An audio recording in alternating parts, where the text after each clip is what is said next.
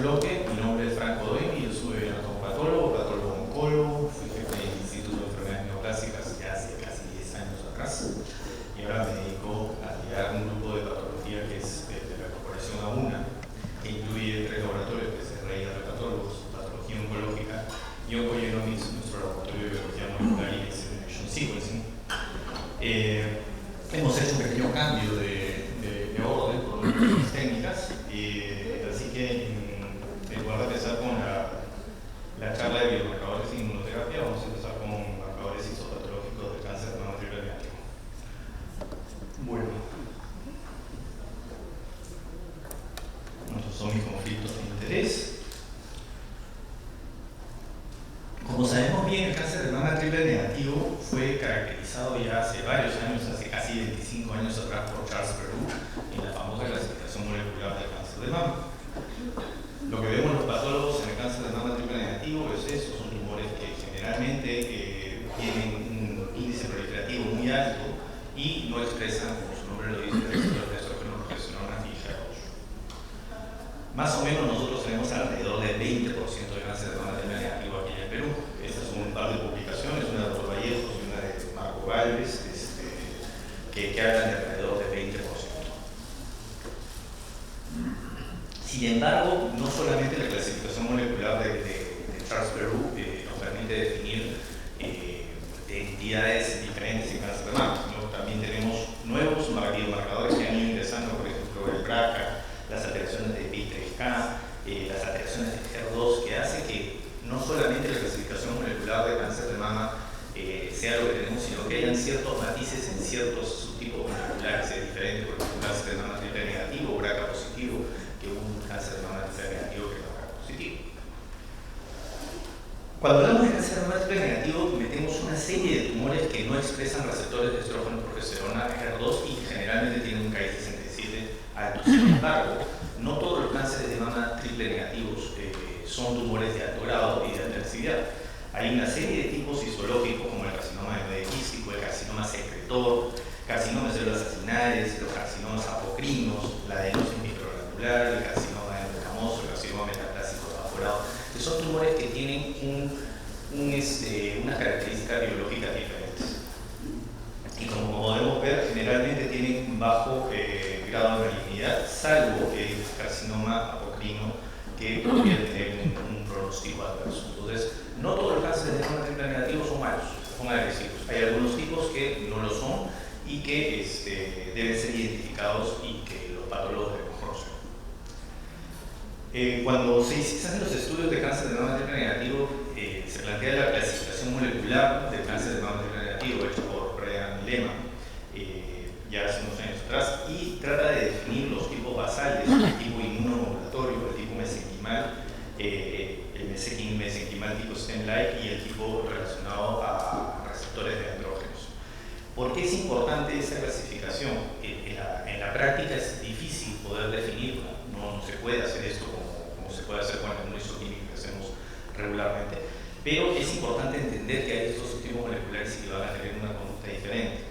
Por ejemplo, en ese estudio en el que participó Hugo Fuentes del INEM, se puede ver que los que son de tipo basal 1 tienen mayor respuesta patológica que realmente los que están relacionados a receptores de andrógenos. ¿Por qué? Porque en el basal 1 estaban los que estaban relacionados a una respuesta linfoide muy importante, los inmunomodulatorios. Y cuando nosotros vemos las curvas de sobrevida, vamos a ver que los tipos inmunomodulatorios son los que tienen mejor sobrevida. Acá podemos ver en negro y la curva de sobrevida del tipo inmunomodulatorio es la que tiene mejor respuesta. ¿Cuáles son esos tumores? Son los tumores que tienen gran componente de linfocitos intratumorales y que son los que responden a los tratamientos con inmunoterapia y son los que responden y que logran estas respuestas patológicas completas. Sin embargo, los que están relacionados a andrógenos, que están acá en verde, tienen una peor sobrevida. No todos los cánceres de mama triple negativos son iguales, hay algunos que van mejor que otros. Y esto está relacionado definitivamente a la mutación, ¿no? Por ejemplo, los basales tienen mayor presencia de mutaciones de tipo BRCA, mientras que la PI3 quinasa, por ejemplo, está más relacionado a los que tienen alteraciones a nivel de receptores de andrógenos. Porque los receptores de andrógenos saben que sabemos que son parecidos a los receptores de progesterona y estrógeno, y ahí es donde vemos mayor presencia de lesiones de epitelio. Bueno, entonces, ¿qué cosa es lo que deberíamos incluir como marcadores en el estudio de cáncer de mama triple negativo? Definitivamente BRCA. BRCA es algo que tenemos que incluir no solamente en los pacientes con cáncer de mama triple negativo, sino en los pacientes que tienen factores de riesgo. Incluso hay una recomendación que dice que los pacientes con menores de 65 años deberían ser incluidos y deberían ponerse en el estudio de BRCA cuando tienen el estudio de cáncer de mama.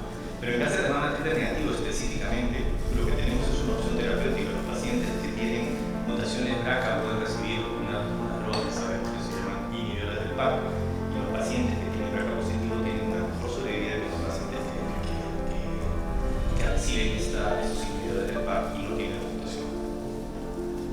¿Cómo hacemos los estudios de BRCA? Se hacen por next generation sequencing. Se pueden hacer en dos partes, se pueden hacer en el tumor o en sangre o en algún tejido no tumoral del paciente. Lo que más utilizamos es sangre, también se puede utilizar saliva, pero los resultados que no son buenos. Se pueden hacer con un panel de un solo gen, un single test, o se puede utilizar una plataforma mucho más grande como es que utilizamos nosotros utilizando la hacemos en línea general. En cáncer de mama, por favor, no me vayan a mandar un caso de cáncer de mama para hacerlo con tejido, porque si, bueno, tiene algún interés en hacerlo en el tejido, pero la recomendación es hacerlo en línea general. ¿Cuánto tenemos de cáncer de mama triple negativo? En ese estudio que presentamos con Carolina, en un congreso de patología encontramos 16.7%. Eso fue en San Antonio. En otro estudio que también hicimos con el grupo de AUNA y de Oncogenomics, encontramos que había 14.7%. Entonces estamos hablando de que una de cada 6 pacientes con cáncer de mama triple negativo tienen alguna mutación. Entonces, hay que hacer un impacto terapéutico, y esto se hace de forma muy rápida. El resultado lo tenemos en 2 semanas, en promedio, y lo hacemos en la nosotros. La mencioné del tipo inmunomodulado, los linfocitos intratumorales. La respuesta inmune ha demostrado que es un factor predictivo, es un factor pronóstico para el paciente con cáncer, y especialmente los cánceres de mama triple negativos. ¿Qué cosas son los linfocitos intratumorales? Son estos linfocitos que están alrededor de las células tumorales e interactúan con el microambiente y están combatiendo, entre comillas, estas células que quieren expandirse a otros órganos.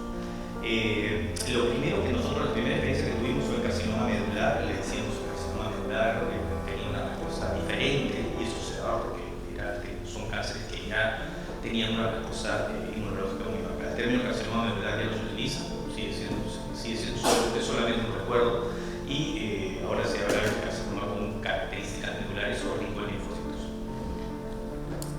¿Por qué es importante los linfocitos intratumorales? No solamente por los tipos moleculares, sino porque pueden predecir la respuesta patológica. Los pacientes que tienen gran cantidad de linfocitos pueden llegar a tener respuestas patológicas completas. ¿Qué cosa quiere decir? Que no encontramos tumor después de que le hayan dado neoadjuvance, de alrededor del 40%, mientras que los grupos generales solamente alcanzan 12%. También es un factor pronóstico. En diferentes estudios se ha demostrado que los pacientes que tienen una alta carga de linfocitos viven más que los pacientes que no solamente cáncer de mama triple negativo, también cáncer de cervix. Bueno, hay varias guías que nos permiten hacer el conteo, netamente para patólogos, ¿no? Definitivamente, mientras más linfocitos haya, mayor respuesta patológica y mejor pronóstico. Hay varias plataformas donde uno puede inscribirse y hacer test, incluso ganarse unos cuantos créditos, como ustedes, para que yo hice el año pasado, unos cuantos créditos de la FEDA. Son plataformas en las que uno puede entrenarse, en las que uno puede dar un examen y al final acreditarse en el uso o en la interpretación de linfocitos intratumorales. ¿Y cuál es la experiencia que nosotros tenemos en este estudio? Si bien trabajamos nosotros en el CCL5, logramos evidenciar que los pacientes que tenían linfocitos intratumorales vivían más que los que no tenían linfocitos intratumorales, además de que expresaban el gen CCL5, que es muy grande. Este es otro estudio también, el score de mayor riesgo que vimos en esta plataforma que estuvimos trabajando con Todo Mi Ideas, fue el score de mayor riesgo será los pacientes que tenían menos linfocitos intratumorales. Y está más que demostrado que la respuesta inmune es un factor muy, muy importante más predecible la respuesta de la quimioterapia. ¿Y qué pasa con los pacientes que ya han recibido quimioterapia, que tienen enfermedad residual? También con los pacientes que todavía tienen una buena cantidad de linfocitos intratumorales, a pesar de que no han llegado a la respuesta patológica completa, viven mejor que los que no tienen una respuesta patológica completa y tienen una carga baja de linfocitos. Entonces, es súper importante evaluar y considerar la respuesta inmune como factor de predicción de la respuesta. Tumor mutation burden. El tumor mutation burden es un cociente que se saca de acuerdo a la cantidad de mutaciones que nosotros encontramos por NGS. Solamente se puede utilizar con plataformas grandes. Unas plataformas de NGS pequeñas desgraciadamente nos permiten sacar un cociente interesante, y lo que calcula es la cantidad de mutaciones por megabase. Si este cociente es mayor de 10, se considera que los pacientes van a tener una buena respuesta a la terapia con fármacos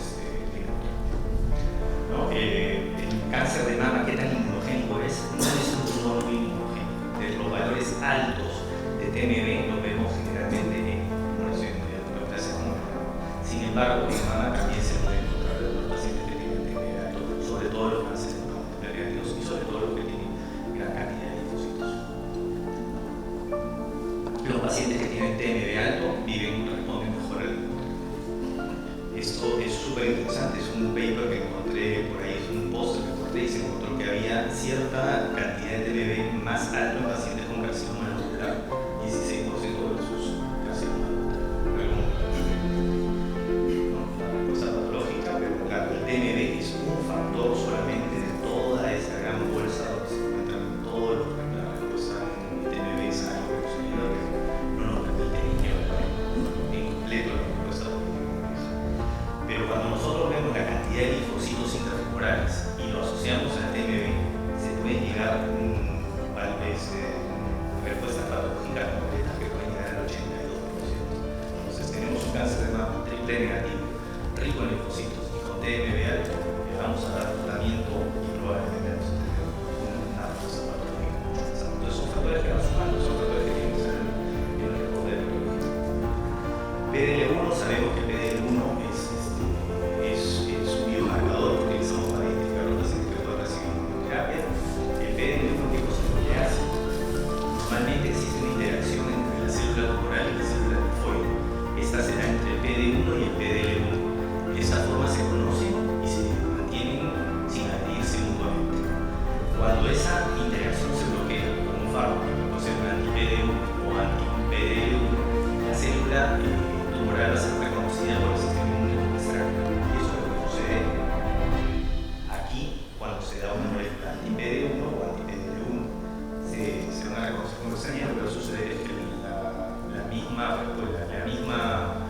organismo va a empezar a destruir las células tumorales.